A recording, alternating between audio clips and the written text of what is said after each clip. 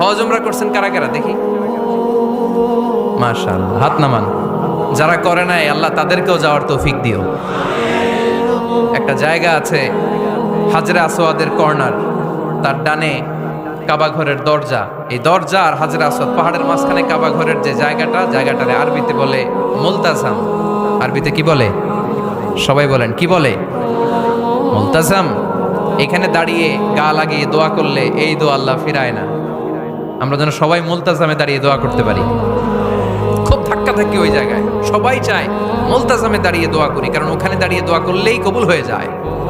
তো ধাক্কা ধাক্কির মধ্যে, অনেক ধাক্কা ধাক্কির মধ্যে এক হুজুর চান্স পাইছে। তো এই মাওলানা ছিল খুব চালাক, মাশাআল্লাহ।